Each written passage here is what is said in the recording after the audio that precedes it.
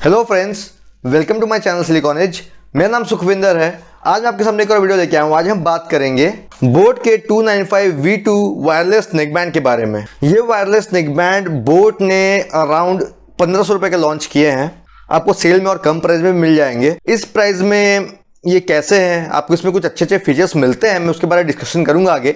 आपको इसके बारे में सब बता दूंगा, माइक टेस्ट कैसा है इनका, गेमिंग परफॉर्मेंस कैसा है इनका। उसके बाद आप जल्दी से इसके अनबॉक्सिंग देख लीजिए क्या क्या मिलता है आपको इसके साथ। और अगर आपने मेरे चैनल सब्सक्राइब नहीं किया है तो प्लीज़ इसे सब्सक्राइब करें। चलिए आगे बढ़ते हैं।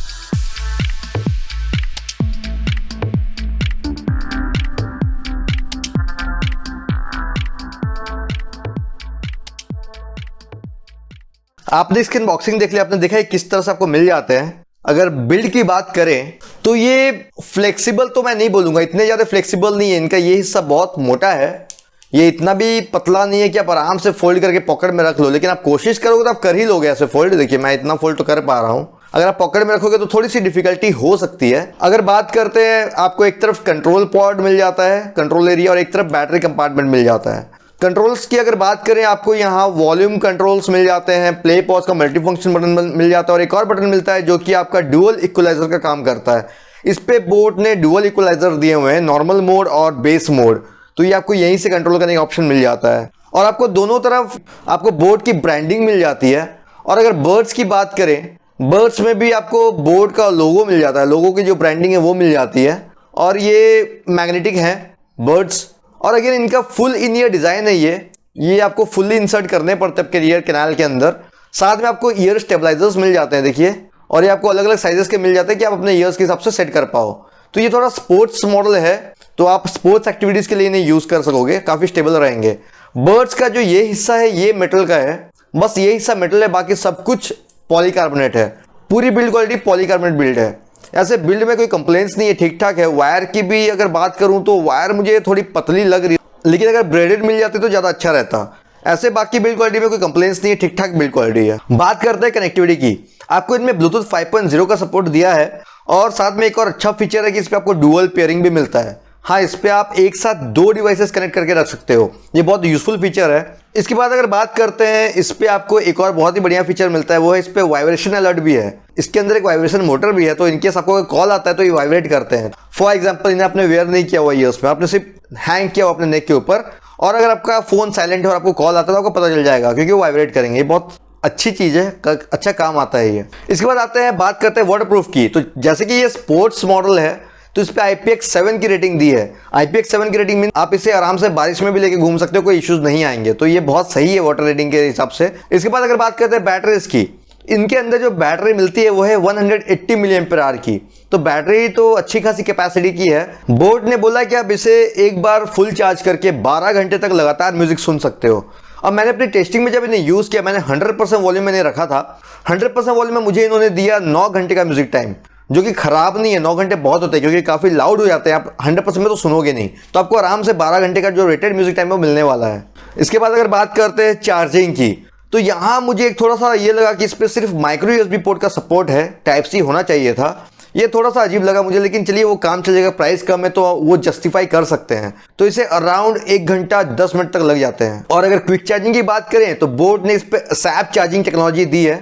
आप इन्हें अगर 10 मिनट के लिए चार्ज में लगाते हो तो अकॉर्डिंग टू बोट आपको 10 घंटे का म्यूजिक टाइम मिलता है। मैंने अपने टेस्टिंग में जब इन्हें यूज किया, मैंने 10 मिनट के लिए इन्हें चार्ज किया था तो मुझे सिर्फ 5 घंटे का म्यूजिक टाइम मिला था। 100% वॉल्यूम में तो रेटिंग कम हो जाएगी क्योंकि इनकी स्टैंडर्ड कंडीशंस अलग होती हैं, वो कम वॉल्यूम में टेस्ट करते हैं। अब आते हैं, बात करते हैं सबसे इंपॉर्टेंट डिपार्टमेंट जो होता है साउंड का। तो बोट पे आप भरोसा कर सकते हो, इसके ऑलमोस्ट हर ईयरफोन अच्छे ही रहते हैं। सेम इसके केस में भी ईयरफोन्स अच्छे हैं, साउंड क्वालिटी अच्छी है इनकी। अगर बात करते हैं इस पे कोडेक्स की तो सिर्फ एसबीसी कोडेक का सपोर्ट है, तो यहाँ लाइसेंसिंग कॉस्ट बचाने के लिए सिर्फ एसबीसी दिया गया है। अगर बात करते हैं इस पे ड्राइवर्स जो इनबिल्ट हैं वो है 10 mm के ड्राइवर्स, और इनके ड्राइवर्स अच्छे भी हैं। इनका साउंड सिग्नेचर आपको मिलने वाला है एक्स्ट्रा बेस वाला। तो मेरी लिसनिंग में जब मैंने इन्हें यूज किया तो मुझे इनकी साउंड क्वालिटी बहुत अच्छी लगी, बेस बहुत अच्छी आ रही थी। इवन की जो डीप बेसेस होती है ना 30 से 40 हर्ट्ज की फ्रीक्वेंसीज, वो भी अच्छी खासी प्रोड्यूस कर रहे थे। तो मुझे यहाँ कोई कंप्लेंट्स नहीं है। बेस में मैंने आराम से दे सकता हूँ 4.5 आउट ऑफ 5, बेस बहुत अच्छी है। ट्रिबल्स एंड वोकल्स भी इक्वली अच्छे थे, 4.5 आउट ऑफ 5। तो अगर आप म्यूजिक के लिए लेना चाहते हो तो ये बहुत अच्छा प्रोडक्ट है। लाउडनेस की अगर बात करें तो काफी लाउड भी हो जाते हैं। मैं इसे नॉर्मली 50 से 60 में सुन रहा था क्योंकि मेरी लिस्ट में मुझे वो काफी लाउड लग रहे थे। अगर आप वॉल्यूम इंक्रीज करते हो तो डिस्टॉर्ट भी नहीं करेंगे, अच्छी खासी आप म्यूजिक सुन पाओगे इस पे। अगर बात करते हैं बेस और इंप्रूव कितनी हुई, तो वाइपर ऑडियो से मैंने ट्राई किया, बहुत अच्छी खासी बेस इंप्रूव हो रही थी इनकी। दैट मींस इनके चिपसेट और ड्राइवर्स पावरफुल हैं जो वो बेस हैंडल कर रहे थे। म्यूजिक के हिसाब से आपको कोई कंप्लेंट्स नहीं आने वाली, बिंदास से आप ले सकते हो। इसके बाद बात करते हैं माइक की, जो सेकंड सबसे इंपॉर्टेंट डिपार्टमेंट होता है। तो देखिए माइक में इस पे सिंगल माइक है, लेकिन एक चीज है कि बोट ने इस पे क्वालकॉम का CVC noise reduction technology use किया है। बोट ने कैसा किया, क्योंकि नॉर्मली क्वालकॉम का चिपसेट होता है तो वो टेक्नोलॉजी रहता है। और मैंने अपनी टेस्टिंग में जब इन्हें यूज किया मैंने देखा कि नॉर्मल कंडीशंस में तो ठीक ठाक काम कर रहे थे, लेकिन नॉइजी कंडीशंस में स्ट्रगल कर रहे थे। अब मैं आपसे इनके ही माइक से बात कर रहा हूँ, तो देखिए इसकी आवाज कैसी आ रही है। सिंगल माइक डिजाइन है, ऐसे नॉर्मल कंडीशन में ठीक ठाक काम करते हैं, लेकिन नॉइजी कंडीशन में मैंने देखा कि थोड़ा स्ट्रगल करते हैं ये, और अच्छा परफॉर्म कर सकते हैं लेकिन नहीं करते हैं। तो मैं आपको भी धीरे बात करके भी दिखाता हूँ। अगर मैं धीरे धीरे बात करूंगा तो मेरी आवाज कैसी जाएगी, आप देखो, आपको एक आइडिया आवाज कैसी आ रही है। तो अगर आप ऑफिस एनवायरनमेंट में कहीं ऐसी जगह में आपको धीरे धीरे बोलना पड़ रहा है, यूज करोगे तो आपकी आवाज कैसी जाएगी। अब चलते हैं नॉइजी कंडीशन में, देखते हैं कैसे काम करते हैं ये। अगर मान लीजिए आप इन्हें यूज करोगे कहीं ऐसी जगह में जहाँ हेवी म्यूजिक बज रहा है, क्लब में, डिस्क में, कहीं पार्टी वगैरह में हो आप, तो आपकी आवाज कैसी जाएगी। मेरा कैमरा माइक देख लो कैसे काम कर रहा है। मेरा कैमरा माइक है, तो मुझे आइडिया होगा कैमरा माइक में आवाज कैसी आ रही है, आपको कंपैरिजन मिल रहा होगा दोनों में। तो ये मेरा कैमरा माइक है। अगेन चलते हैं हम ईयरफोन्स के माइक में। अब हम इन ईयरफोन्स के माइक में आप देखिए इनकी आवाज कैसी आ रही है। आपको आइडिया होगा कि नॉइज कैंसलेशन कितना काम कर रहा है, कितना इफेक्ट में है वो। मुझे लगा कि वो और अच्छा हो सकता था, मुझे अच्छा नहीं लगा, और बढ़िया कर सकते थे उन्हें। अब चलते हैं ट्रैफिक में, देखते हैं कैसे काम करते हैं। अगर मान लीजिए आप कहीं ट्रैफिक वगैरह में यूज करोगे, आपके आवाज कैसी जाएगी आप देख लो, आपको एक आइडिया हो रहा होगा। आप मेरा पहले कैमरा माइक देख लो कैसे काम कर रहा है वो। ये मेरा कैमरा माइक, आपको एक आइडिया होगा बैकग्राउंड में आवाज कैसी है। अब मेरा कैमरा माइक भी बस नॉइज कैंसलेशन सपोर्ट करता है, तो उस पर कुछ हद तक नॉइज कैंसलेशन हो रहा होगा। तो अगर हम चलते हैं अब ईयरफोन्स के माइक में। अभी ईयरफोन्स का माइक आप देखो इनका नॉइज कैंसलेशन कैसे काम कर रहा है। सीवीसी नॉइज कैंसलेशन और अच्छा हो सकता था अगर डुअल माइक रहता। चलिए स्टिल माइक सिंगल माइक है, कम प्राइस का प्रोडक्ट आप ज्यादा कुछ एक्सपेक्ट नहीं कर सकते। ये तो इनका माइक थे नॉइजी कंडीशन। चलिए आगे बढ़ते हैं। अब बात करते हैं गेमिंग की। तो गेमिंग में जैसा कि मैं हमेशा बोलता हूं, वो टोटली डिपेंड करता है आपके पास डिवाइस कौन सी है। मेरे पास सैमसंग का टैब है, उस पर मुझे कम डिले मिलता है, और मेरे पास MI का K20 है, उसमें मुझे अच्छा खासा डिले मिलता है। तो ये टोटली डिवाइस डिपेंडेंट हो जाएगा। अब बात करते हैं कुछ इश्यूज की। पहला इशू, इनका माइक थोड़ा और अच्छा होता तो बहुत मजा आ जाता। दूसरा इशू, इनमें AAC कोडेक का होना जरूरी था, तो और हाई क्वालिटी आप म्यूजिक सुन पाते। तीसरा, इनका ये जो मैग्नेटिक ईयरबड्स बनाया है इन्होंने, इस पे ऑन ऑफ का फीचर नहीं दिया हुआ है। तो अगर आप इन्हें अटैच करते हो तो ये कुछ फंक्शनिंग नहीं करते, ये सिर्फ हैंग करके घूमने के काम आएंगे। ऐसे इनका कोई फंक्शनिंग नहीं है, जैसे रियलमी और OnePlus देता है ऑन ऑफ हो जाता है, वो नहीं होता है इनमें।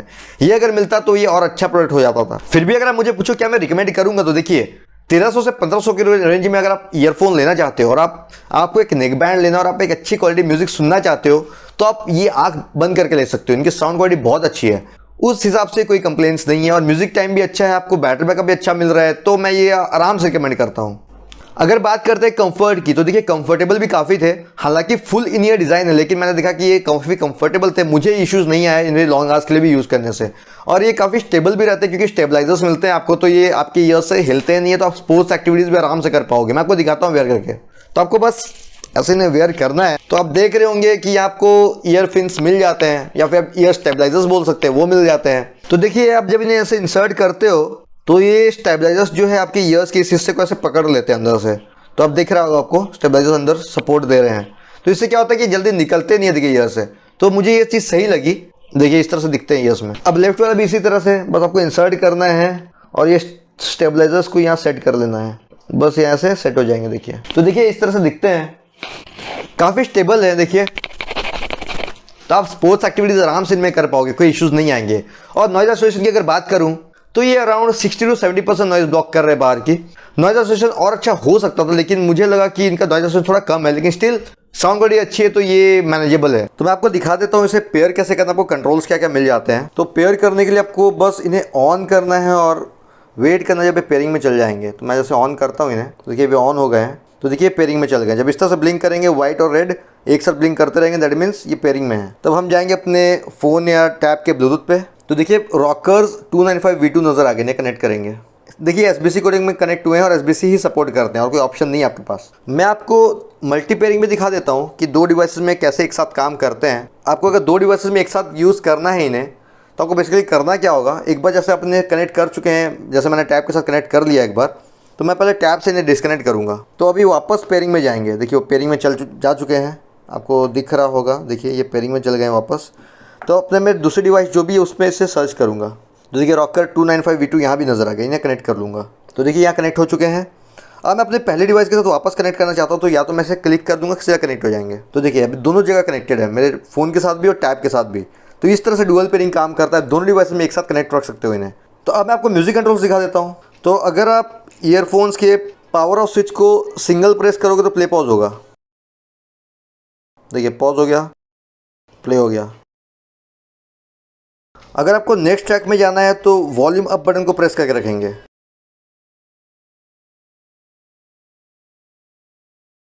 प्रीवियस ट्रैक में जाने के लिए वॉल्यूम माइनस को प्रेस करके रखेंगे। इसके अलावा एक आपको बटन मिलता है ऊपर, ये डुअल इक्वलाइज़र बटन है। इसे अगर आप प्रेस करके रखोगे तो इक्वलाइज़र मोड चेंज होगा। ये आपको कंट्रोल्स मिलता है। अब चलते हैं लेटेंसी पे। तो मैं आपको लेटेंसी दिखा देता हूँ। आपको बस देखना है 0ms में जो साउंड आती है हमें कितनी देर में सुनाई देती है, वो हमारी लेटेंसी होगी।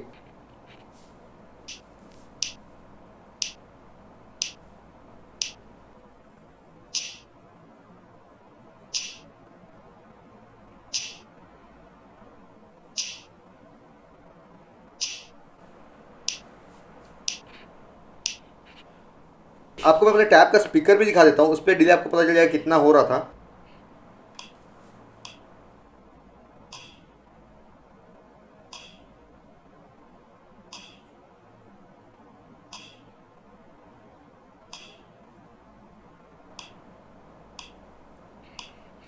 तो आपको एक कंपैरिजन मिल गया होगा कि स्पीकर फ़ोन में कितना डिले हो रहा था और ईयरफोन्स में कितना हो रहा था। तो जिससे अंदाज़ा हो गया कि डिले हो रहा है। तो ये था इनका कंट्रोल्स और लेटेंसी टेस्ट। चलिए आगे बढ़ते हैं। तो ये था मेरा एक रिव्यू इन बोट के 295V2 वायरलेस नेक बैंड का। होप आपको आइडिया हो गया होगी कैसे हैं। अगर आपको मेरा वीडियो पसंद आया तो प्लीज़ इसे लाइक करें, शेयर करें और मेरे चैनल को सब्सक्राइब करें ताकि मैं अच्छे वीडियोस ला पाऊँ। Thank you friends, bye bye.